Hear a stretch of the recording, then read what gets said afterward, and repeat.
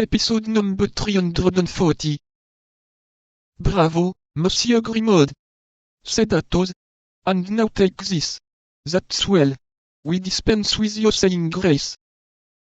Grimaud silently swallowed the glass of Bordeaux wine, but his eyes, raised toward heaven during this delicious occupation, spoke a language which, though mute, was not the less expressive.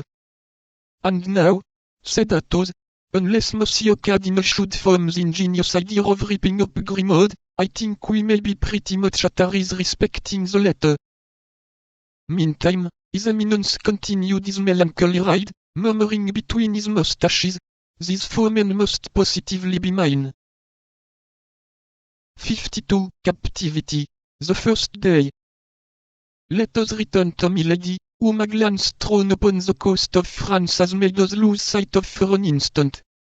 We shall find her still in the despairing attitude in which we left her, plunged in an abyss of dismal reflection, at a hell at the gate, of which she has almost left hope behind, because for the first time she doubts, for the first time she fears.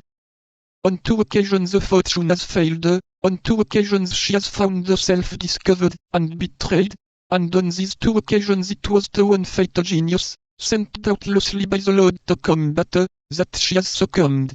D'Artagnan has conquered her, that invincible power of evil.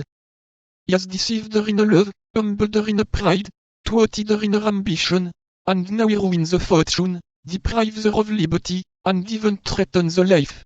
Still more, he has lifted the corner of her mask, that shield with which she covered herself, and which rendered her so strong. D'Artagnan has turned aside from Buckingham, whom she hates as she hates everyone she has loved, the tempest with which Richelieu threatened him in the person of the Queen. D'Artagnan had passed himself upon her as the words, for whom she had conceived one of those tiger-like fancies common to women of her character. D'Artagnan knows that terrible secret, which she has sworn no one shall know without dying. In short, at the moment in which she has just obtained from Richelieu a carte blanche by the means of which she is about to take vengeance on her enemy, this precious paper is torn from her hands, and it is D'Artagnan who holds the prisoner, and is about to send her to some filthy Botany Bay, some infamous tavern of the Indian Ocean. All this shows to D'Artagnan, without doubt, from whom can come so many disgraces heaped upon her head, if not from him. He alone could have transmitted to Lord de Winter all these frightful secrets, which he has discovered, one after another, by a train of fatalities. He knows her brother-in-law. He must have written to him. What hatred she distills!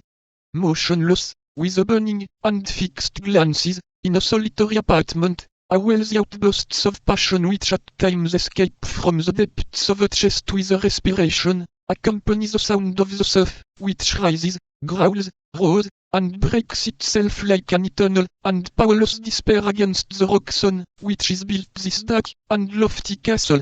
How many magnificent projects of vengeance she conceives by the light of the flashes which a tempestuous passion casts over mind against Emmy, Bonacieux, against Buckingham, but above all against D'Artagnan, projects lost in the distance of the future.